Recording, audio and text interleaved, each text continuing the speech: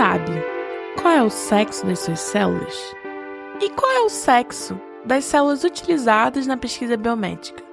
Será que masculino ou feminino são as únicas opções para essa resposta? Ou existem células femininas, masculinas, não binárias, intersexo? Existem células queer que embaralham, disputam e desafiam o que é entendido como masculino e feminino? Nas nossas células, cabe a diversidade de nossos corpos?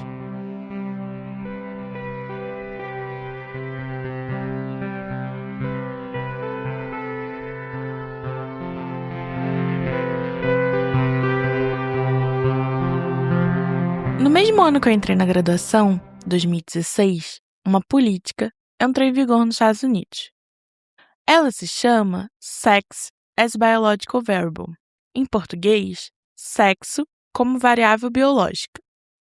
Através dela, o Instituto Nacional da Saúde, o NIH, uma importante agência do governo norte-americano, tornou obrigatória a utilização de modelos de ambos os sexos em experimentos com células animais. Ambos os sexos aqui, entre aspas. A política pressupõe os modelos masculinos e femininos como os únicos possíveis. Essa política prometeu resolver a desigualdade na saúde entre homens e mulheres, promovendo uma ciência e uma saúde melhor para todos. Essa decisão foi seguida por diversas agências de fomento no norte global. Também foi adotada por periódicos internacionais que criaram guias, protocolos e direcionamentos para a inclusão de sexo e gênero nas suas publicações. O que o sexo da célula, escolhida como modelo experimental em pesquisas científicas, diz sobre o corpo que está sendo considerado para a produção de tecnologia em saúde? Escolher uma célula feminina faz com que as perguntas investigadas sejam interessantes para as mulheres? Que os resultados dessa pesquisa proporcionem avanços na saúde das mulheres? De quais mulheres? E para início de conversa, o que é uma célula feminina?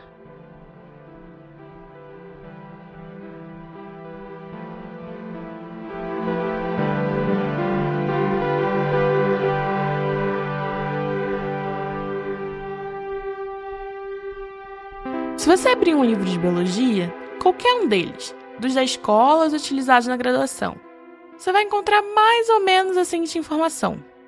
O núcleo da célula é uma estrutura que armazena as informações necessárias para o seu funcionamento dos cromossomos. Existem tipos de cromossomos com algumas diferenças entre si. Uma delas é a existência do que se convencionou chamar de cromossomos sexuais, o X e o Y. Se o núcleo tem par de cromossomos XX, essa é uma célula feminina. Se tem par de cromossomos XY, é uma célula masculina. Parece simples, né? Mas não é bem assim que a banda toca.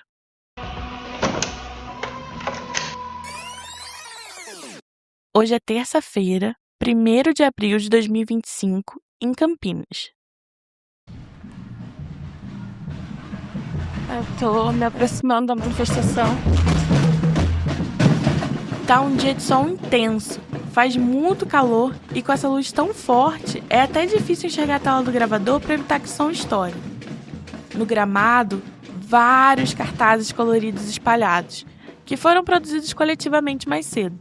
Várias bandeiras e estandartes estão sendo erguidos, leques estão sendo batidos.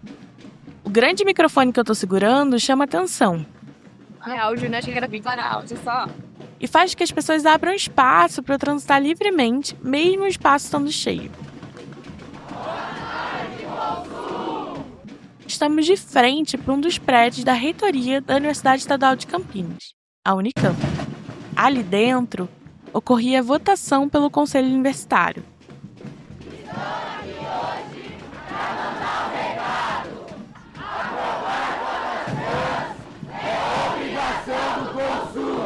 Estávamos ali para pressionar pela aprovação de uma política. Uma proposta que é resultado da articulação entre movimentos sociais, organizado pelo Núcleo de Consciência Trans, NCT, e pelo Ateliê Transmoras. Nesta data, a Unicamp se tornou a primeira universidade estadual em São Paulo a aprovar a política de cotas para pessoas trans travestis e não binárias no ingresso aos cursos de graduação. As cotas abrem portas.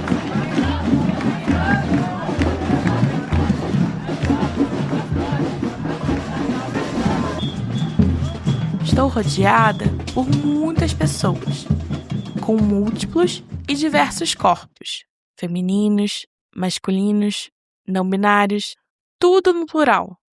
Se os nossos corpos são formados por uma junção de células, não é possível que só exista célula feminina e masculina no singular, né?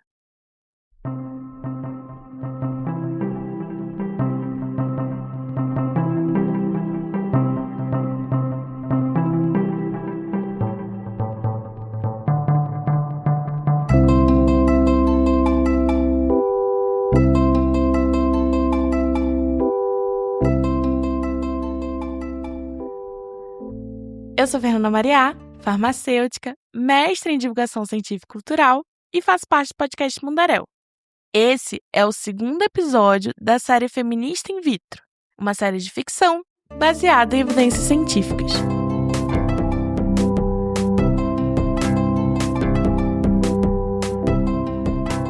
A sua experiência aqui vai ser melhor se você começar pelo primeiro episódio, a célula, que está lá no site e no feed do Mundaréu. A gente parou no momento que estávamos atravessando a membrana plasmática, o contorno da célula, torcendo para conseguirmos atravessar por um poro nuclear. Lembra que eu falei que a célula parece um ovo frito? A gente está tentando entrar direto na gema amarela, o núcleo da célula. Eu meti a gente nessa enrascada em potencial porque, como eu estava falando, o núcleo armazena todo o material genético, o DNA. É como uma central de comando.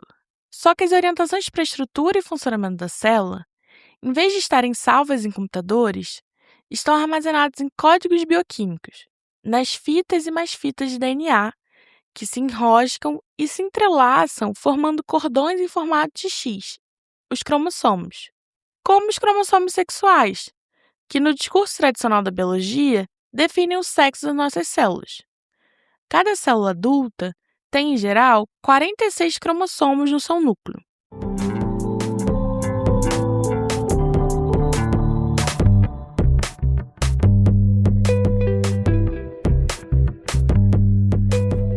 Na pesquisa com a Cezanne, as células de sangue menstrual, a antropóloga Daniela Mânica mostrou que o fato dessas células serem entendidas como femininas representa uma barreira para o seu uso em pesquisas com células-tronco.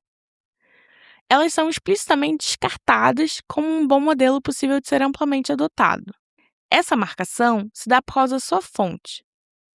E a gente se perguntou no episódio passado, será que sexo e gênero são sempre levados em conta como fatores na escolha de modelos experimentais com células-tronco? Toda célula usada em pesquisas científicas é obtida a partir de partes dos nossos corpos. Corpos que têm sexo, gênero, raça ou etnia. Será que todas as nossas células são associadas a um sexo específico? Como essa atribuição é feita? E será que feminino ou masculino são as únicas opções realmente existentes? No núcleo das nossas células, não caberia também a diversidade dos nossos corpos? Justamente por causa dessas perguntas, a gente veio parar aqui, a nossa primeira parada nessa viagem pela célula. Ou pelo menos é o que a gente está tentando. Tomara que a gente consiga atravessar esse poro e mergulhar direto no material genético. Será que as duplas hélices do DNA vão pinicar? Tomara que não esteja gelado como o Mar do Rio.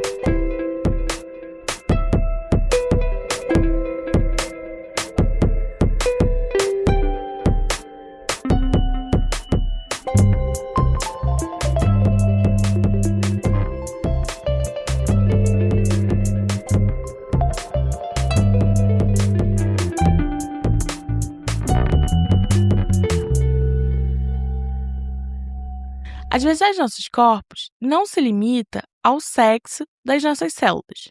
Nessa equação, também temos que considerar o gênero. Perguntei a Dani sobre gênero.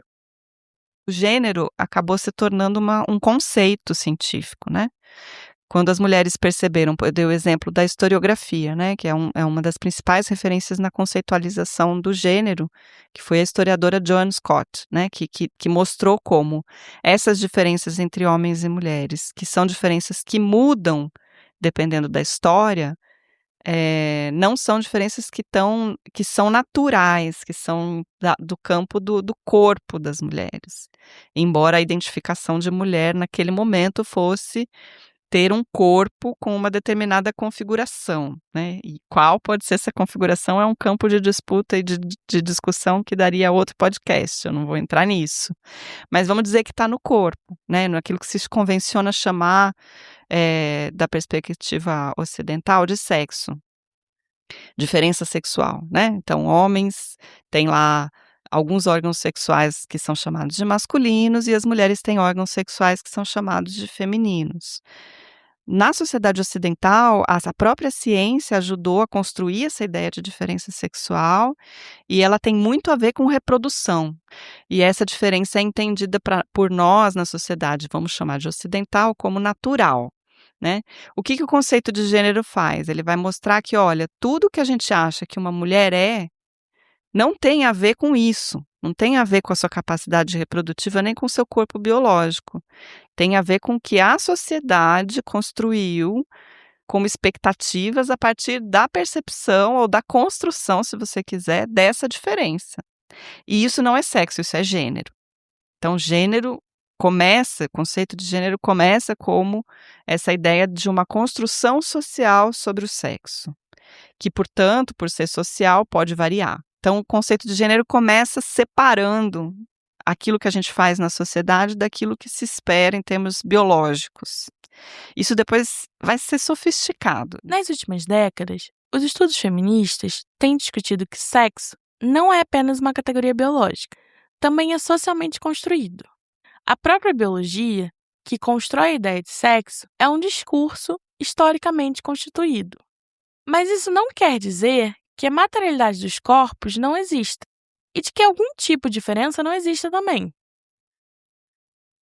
Essa sofisticação que a Dani se refere tem a ver com as discussões da antropologia que vão tentar superar as oposições entre sexo e gênero, natureza e cultura. Mas a gente não vai entrar nisso aqui. Durante o meu mestrado, eu tive a oportunidade de apresentar minha pesquisa em um congresso internacional.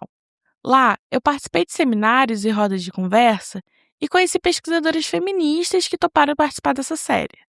Você vai ouvir algumas dessas entrevistas ao longo dos episódios. E eu vou fazer a tradução simultânea para o português.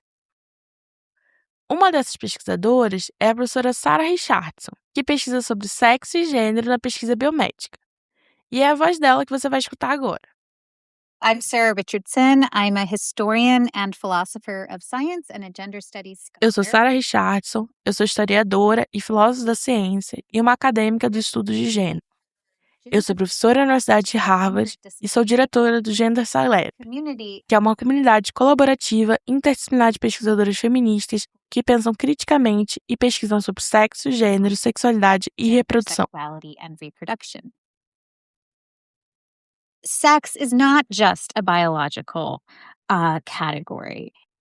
Sexo não é apenas uma categoria biológica. Requer diversas áreas do conhecimento para entender suas dinâmicas e situacionalidade. And its situatedness.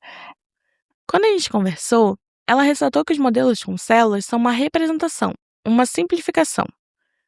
Is a model system. It's a limited, É uma forma idealizada e limitada de entender um problema maior no mundo. Basicamente, é uma simplificação. Eu fiquei me perguntando, será que quando estamos investigando com células, a gente não precisa considerar o gênero? Só que se a gente pensar em células humanas utilizadas em pesquisa, o que define o sexo dessas células? Perguntei a uma cientista brasileira que eu entrevistei e que faz doutorado no Instituto de Biofísica Carlos Chagas Filho da UFRJ sobre isso. Eles já são, na verdade, pacientes do HU. Então já tem no pronto o Hospital Universitário Clementino Fraga Filho aqui da UFRJ. A gente já tem o prontuário deles. Então, eu acredito que provavelmente eles responderam um formulário assim que eles entraram na unidade, né? Então, a gente não tem esse controle. Apesar da gente ter todas as informações, ter CLE e tudo mais, mas a gente não tem esse controle. Então, a gente simplesmente só separa pelo sexo feminino e masculino. A Júlia Helena faz pesquisa com células-tronco. Ela me explicou que a definição do sexo da célula vem a partir de um formulário, preenchido pelo paciente que doou o material.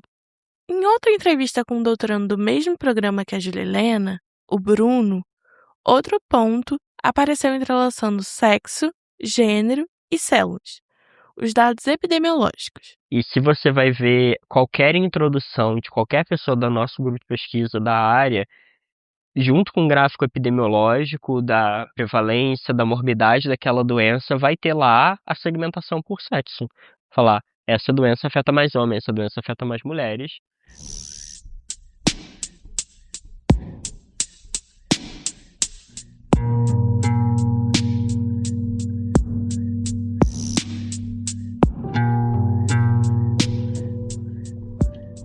Cientistas utilizam esses dados obtidos em populações, o que é atravessado por sexo e gênero, para construir justificativas de suas pesquisas e elaborar suas perguntas. Então, já dá para perceber que não dá para desconsiderar gênero nessa história. Mas e sexo? É apenas a presença ou ausência de um cromossomo Y? A gente já está quase chegando no poro. Será que vai dar bom?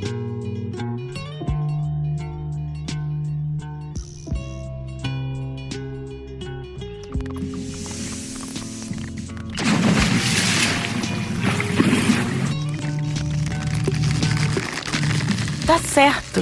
A gente consegue entrar direto no núcleo.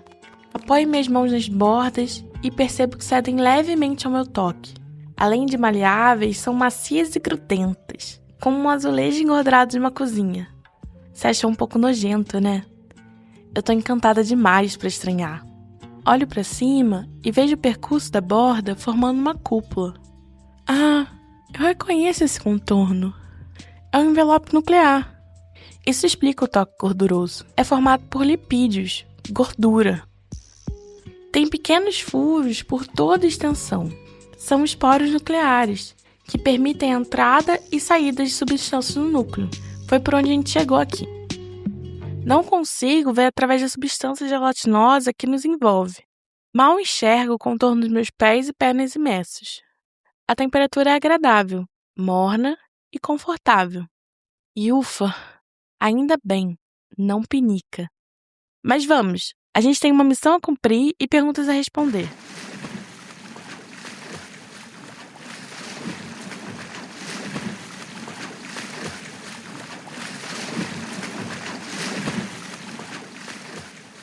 A gente mergulha e nada, à procura dos cromossomos sexuais. E eu fico me perguntando, Então, XY, será que é feminino? Será que é masculino? essa voz é da Miel Vieira, sociólogo, ativista e primeiro doutor intersexo do Brasil. Durante o mestrado, eu fiz um curso com a Miel sobre intersexualidade. E eu perguntei se ele topava também ser entrevistado para essa série. Ele topou e são trechos dessa conversa que você está escutando agora. São leituras interpretativas do corpo humano, quando o próprio corpo humano não está de acordo com as leituras que nós interpretamos dele. Né? Então, será que o XY é realmente masculino? O XX é realmente feminino? Ou então, um outro questionamento, que é, por exemplo, a pessoa que tem a síndrome de Klinefelter, né? XXY. Então, essa pessoa tem 2X a mais do que um Y. Então, esse X que vai sobre, está em maior número, então faria ela mais feminina do que masculina. E como é que esse cromossomo se comporta no corpo? Né? Então, eu acho que nós temos que trabalhar muito a forma como o discurso é feito, né? Como se você colocasse caixinhas para todo mundo. Meu nome é Amiel Modesto Vieira, mais conhecido como Amiel Vieira. Eu sou uma pessoa transmasculina, eu sou uma pessoa intersexo, tenho 42 anos. Construí uma pesquisa em cima da minha própria vida, né? Eu falei de pessoas intersexo, um produto da intersexualidade muito específico, que é a intersexualidade que produz a genitália atípica. Uma genitália que difere do que é feminino, o que é conhecido feminino socialmente, e o que difere também do masculino socialmente. Se por acaso a palavra intersexo fez surgir um balão de interrogação por aí, A intersexualidade, ela está ligada às características sexuais do corpo humano, né? E aí eu estou falando de hormônios, eu estou falando de genital, eu estou falando de cromossomos, e eu estou falando também da forma como a intersexualidade produz algo que está fora do que se entende como feminino masculino, né? E não é uma coisa somente no ponto de vista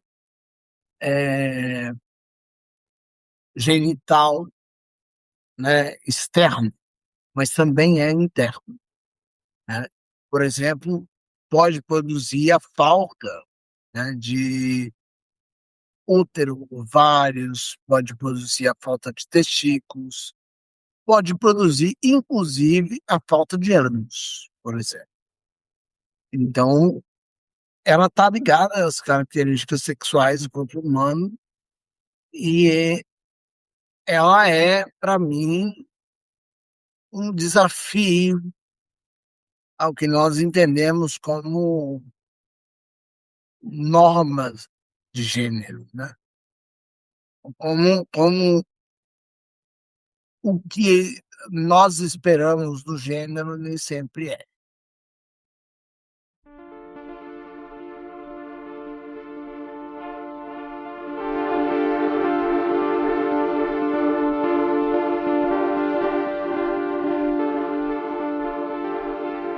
antes de mergulhar no meio de cultura e alcançar o núcleo da célula, eu já estava imersa em outro material, um conjunto de artigos que mapeei sobre a diferença entre os sexos em células-tronco. 52 artigos publicados entre 2014 a 2023, principalmente nos Estados Unidos, em periódicos de alto impacto. Isso quer dizer que esses trabalhos estão publicados em revistas de grande circulação, com muita chance de serem lidos e citados. E também que pautam significativamente o que é considerado interessante a ser investigado pela agenda científica. Os modelos experimentais utilizados por esses pesquisadores variam entre células, animais e até ensaios clínicos com humanos. Em sua maioria, utilizam células-tronco adultas. Eu decidi olhar para essas publicações porque, para identificarem diferenças, os autores desses artigos têm que primeiro atribuir esses modelos a um determinado sexo. O aumento drástico dessas publicações usando células masculinas e femininas foi um dos principais resultados da política que eu comentei antes, do NIH, que torna obrigatória a inclusão dos dois modelos. Mesmo a textura do material genético sendo gelatinosa, quando a gente mergulhou, percebi que dá para nadar sem muito esforço. Isso combina com navegar os artigos sobre diferenças entre os sexos. Em sua maioria, mais de 80% dessas publicações não dizem como as células foram atribuídas a um determinado sexo. É uma determinação indeterminada. Esses autores atribuem células, animais e pessoas a um determinado sexo sem deixarem transparente como fazem isso e nem quais conceitos, teorias e experimentos utilizam. Não nos dizem quais são os cromossomos sexuais das células utilizadas e se esses influenciam no fato delas serem consideradas células femininas ou masculinas. Eles também se limitam apenas a essas duas opções, masculino ou feminino, desconsiderando a diversidade de experiências, como a intersexualidade, por exemplo, da qual falamos agora há pouco. Sexo não se resume aos cromossomos. Envolve também gônadas, os testículos e ovários, órgãos reprodutores, como vulva, útero e pênis, e hormônios sexuais, estrogênio, progesterona e testosterona. Tudo isso pode se combinar em diferentes composições, existindo em um espectro em vez de duas opções opostas. Nossos corpos são diversos, e os critérios para se definir sexo também. A bióloga feminista norte-americana Annie Fall Sterling discute que os sinais e funções no corpo que atribuímos como masculino ou feminino já vêm embaralhados com as nossas noções de gênero, e que, nas palavras dela, a escolha dos critérios ao utilizar a determinação do sexo e a escolha simplesmente de fazer essa determinação são decisões sociais para as quais os cientistas não podem oferecer regras absolutas.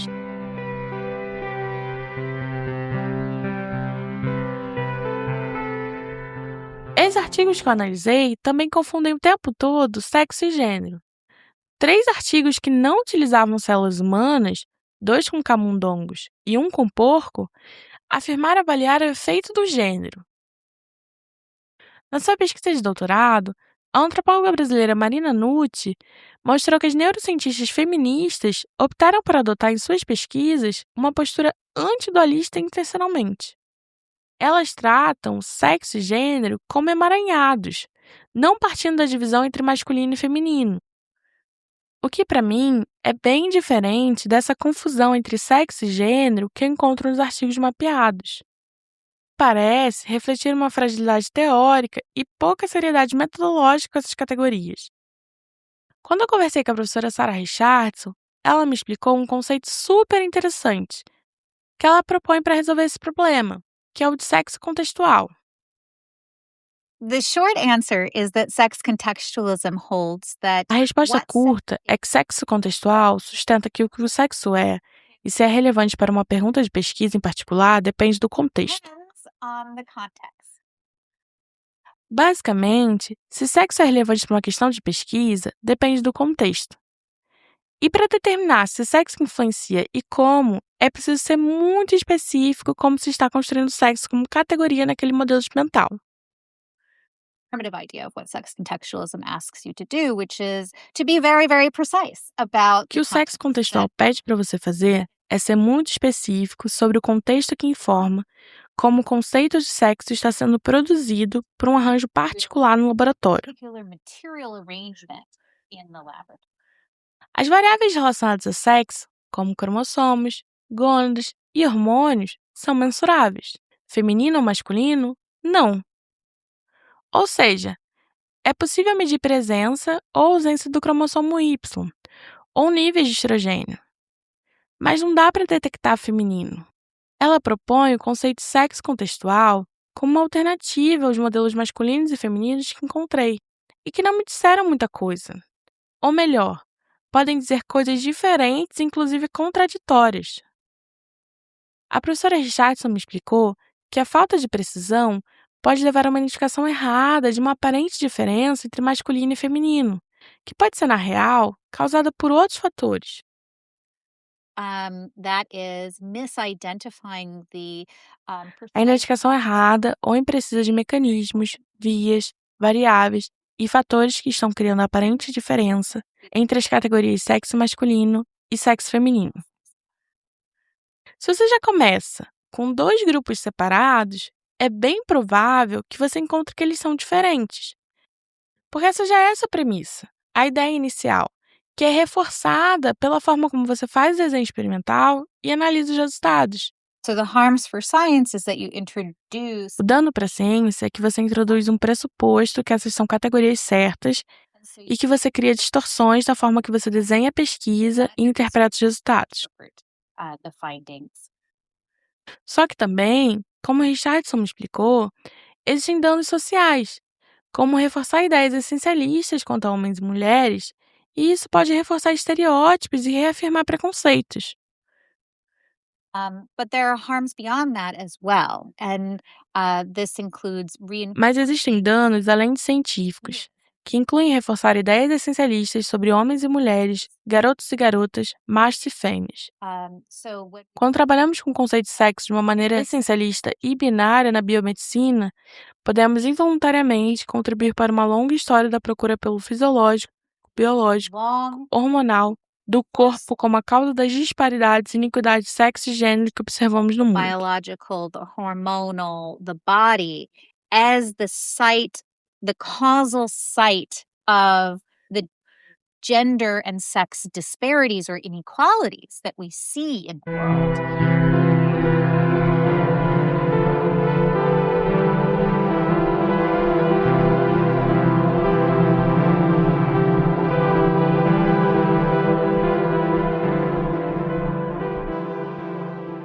Vince Velotti, historiador norte-americano, demonstra que ao longo dos séculos, a definição da categoria sexo não apenas mudou, mas acumulou significados múltiplos, coexistentes e conflitantes. Não precisei ler vários artigos ao longo dos séculos para encontrar os conceitos conflitantes de sexo. Encontrei logo na linha temporal de um único artigo. Anaeli Grabeck e colaboradores publicaram um artigo em 2019 em um periódico de alto impacto, o Cell tem Cell. Esses pesquisadores franceses tinham o objetivo de caracterizar a diferença entre os sexos na renovação da glândula adrenal. São pequenas estruturas que ficam acima dos rins e produzem hormônios. Eles observaram que o modelo que nomearam como feminino, com camundongos, apresentou maior renovação do tecido dessa glândula do que o modelo atribuído ao masculino. O que quer dizer que células-tronco do grupo feminino trocam mais vezes as células dessa glândula, substituindo as células velhas por novas. Esses autores fizeram diversos experimentos. E o critério para definir modelo feminino foi mudando e se contradizendo ao longo do artigo. Por meio de uma técnica específica, eles geraram camundongos com cromossomos XX e testículos. Ou seja, seguindo o raciocínio deles, esse experimento gerou camundongos com cromossomos femininos e gônadas masculinas. E eles chamaram esse modelo de masculino. Só que em outro experimento, o modelo masculino foi definido por ter cromossomos XY. Encontro e me apoio um pouco nesse cromossomo X para tomar fôlego. Toma um momento para absorver essa informação. Cromossomo XX em um modelo com testículos. Não me parece uma representação de um corpo feminino normativo, nem de um corpo masculino normativo. Pelo menos, não dos descritos nos livros de biologia. Se aproxima mais de uma representação de um corpo queer. Um corpo que embaralha, disputa e desafia o que é entendido como masculino e feminino. Mais próximo dos nossos corpos reais e diversos. Lembra que a gente mergulhou no meio de cultura cor-de-rosa? A cor rosa é por causa do fenol red, que mimetiza fracamente o estrogênio, que é chamado de hormônio feminino. Nesse líquido que estamos imersas, junto das células, também tem soro fetal bovino, que é rico em hormônios de fetos masculinos e femininos. A física feminista estadunidense Karen Barad levanta a possibilidade da queeridade nos átomos, parte dos nossos corpos e de tudo ao nosso redor, unidades ainda menores que as células. Ela propõe um questionamento radical da identidade e da binariedade. Donna Haraway, teórica feminista norte-americana de que falamos no episódio passado, argumenta que os cientistas em laboratório não observam ou conduzem experimentos em células, mas cocriam o que uma célula é, a partir da experimentação. Será que os modelos que construímos em placas de Petri são queer? Em vez de afirmarem, como nomeiam, modelos femininos e masculinos, criamos modelos para além da norma cis e hétero, que embaçam, desestabilizam e entrelaçam as bordas entre masculino e feminino? Não sei se você está tão surpresa quanto eu.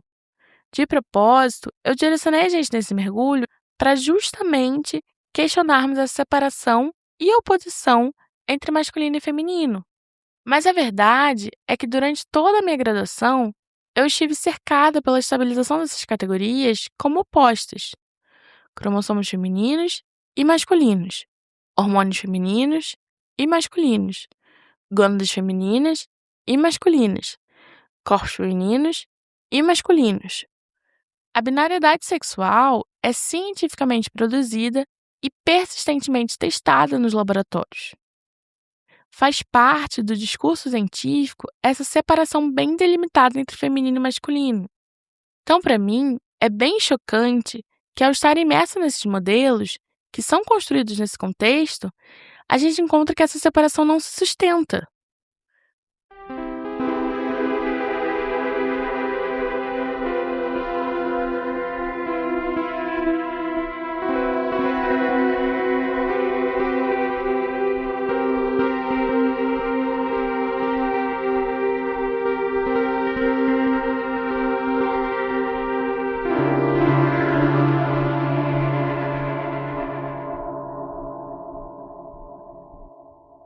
Ainda tomando o artigo de Grabeck e colaboradores como exemplo, eles encontraram uma maior proliferação de células tronco-adrenais em um modelo feminino.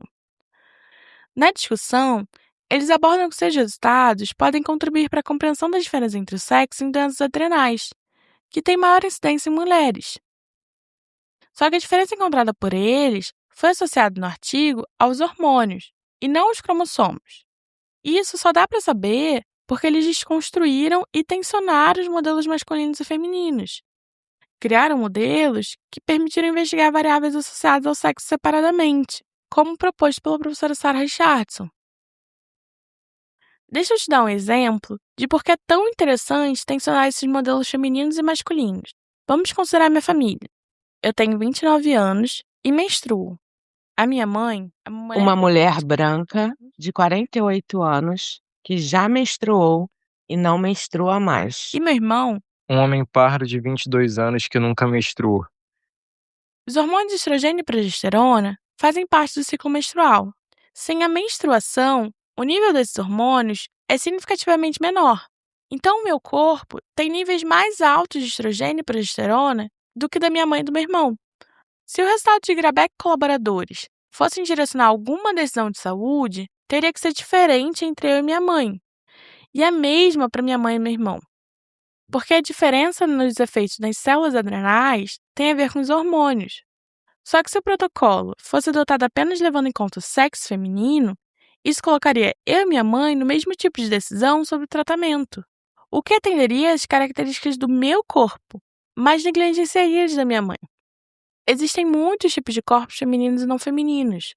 Se queremos a melhora na saúde de todos, essa diversidade deve ser considerada e acolhida no desenho experimental. Dizer que é um modelo feminino ou masculino pode significar muitas coisas diferentes, e isso confunde e diminui o valor da informação obtida nesses experimentos, podendo, inclusive, levar falhas no cuidado da saúde lá na frente, como o exemplo que eu dei pensando nos corpos da minha família.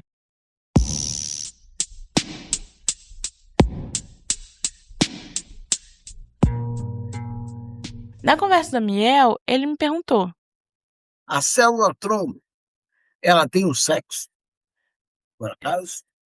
enquanto a gente nadava à procura dos cromossomos sexuais, percebemos que não faz muito sentido atribuir sexo e gênero a uma célula. Dizer que uma célula é feminina não significa muita coisa, ou melhor, pode significar muitas coisas diferentes. E começamos a notar que a inclusão dos modelos femininos não necessariamente significa a inclusão de sexo e gênero na pesquisa, pelo menos não de maneira séria. Ou seja, é preciso que essa preocupação com sexo e gênero estejam presentes em todas as etapas da pesquisa, nas perguntas, no desenho experimental e na discussão. Mas será que isso impede que a inclusão de modelos femininos, mesmo com problemas e limitações, tenha algum impacto positivo na direção de somar informações pertinentes ao avanço da saúde das mulheres? Ao alcançar os cromossomos sexuais, também percebemos que esses modelos in vitro não se limitam ao masculino e feminino. Mesmo chamados dessa forma binária, ultrapassam esses limites, extrapolam as fronteiras e desafiam as definições tradicionais. Olhando aqui para o cromossomo Y, chega à conclusão de que modelos ideais se aproximam mais de um corpo queer do que de um corpo normativo e binário. Neles, cabem a nossa diversidade e perguntas que endereçam interesses diversos de pessoas diversas. Mas essas perguntas precisam ser ainda feitas e acolhidas.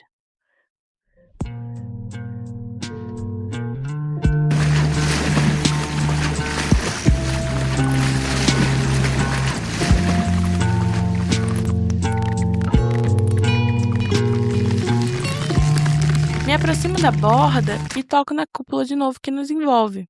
Estar aqui dentro do contorno do envelope nuclear realmente me dá a impressão que os cromossomos sexuais estão isolados e contidos aqui, sem contato e sem influenciar o exterior e o resto da célula. Da mesma forma, os cientistas biomédicos, com a criação de suas salas de cultura, com ambientes que simulam o estéreo, podem ter a impressão de que as células que utilizam nos experimentos estão isoladas dentro do laboratório. Mas lembra que a gente entrou por aqui por meio de um poro? Assim como a gente fez, substâncias entram e saem do núcleo. As informações desse material genético alcançam toda a célula, mesmo nunca saindo do interior dessa cúpula. Através de pequenas cópias, esse código é carregado para fora e traduzido em proteínas, que influenciam o funcionamento e a estrutura da célula como um todo, inclusive a estrutura do núcleo e do material genético que estamos agora imersos. Os conceitos de sexo e gênero, mobilizados pelos experimentos feitos pelos cientistas, influenciam o contexto social que estão inseridos e são influenciados por ele. E o contexto atual é um que estamos lutando por espaço, respeito e direito de existirmos em nossa diversidade, lutando pelo acesso à universidade. As cobras abrem portas.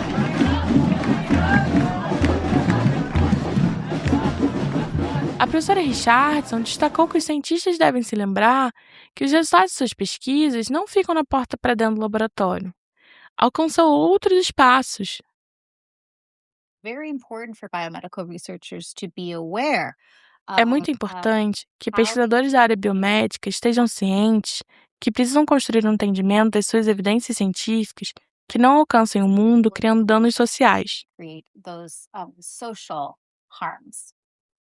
É importante não perder de vista que há muito em jogo e muito o que se perder na utilização precária das categorias sexo e gênero na pesquisa biomédica. Assumir simplesmente que uma célula XY é um modelo masculino significa negar a existência de corpos masculinos sem cromossomo Y, corpos femininos com cromossomo Y e ainda corpos de pessoas não binárias e intersexo, além de reduzir categorias tão complexas quanto sexo e gênero a um cromossomo, o que não é condizente com a realidade. O conhecimento que é produzido nesses artigos vai ser utilizado por corpos diversos e precisam ter suas especificidades consideradas e atendidas pelas tecnologias de saúde futuras.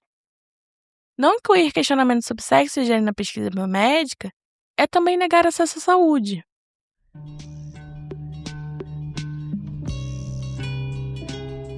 Um movimento próximo chama a minha atenção.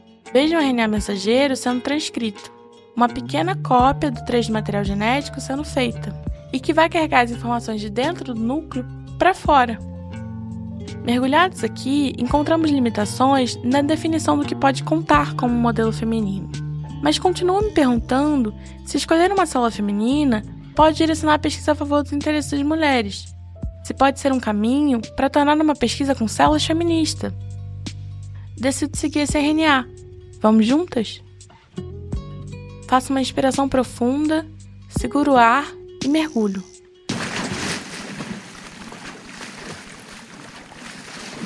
Pego o impulso e bato minhas pernas e braços no ritmo mais acelerado e forte que eu consigo. Estou fazendo de tudo para alcançar. Meus dedos roçam na extremidade do RNA.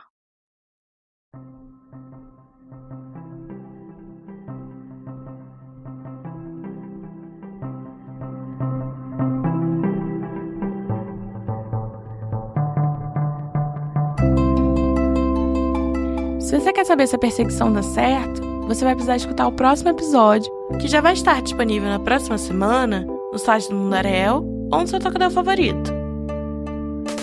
Esse foi o episódio O Núcleo. Obrigada pela escuta.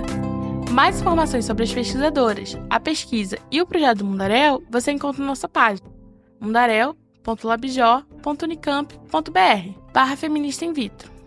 Agradecemos o apoio de toda a equipe do Mundaréu e do Labirinto que contribuíram para a produção dessa série. Valeu! Vem comigo se perder e se encontrar pelo retículo endoplasmático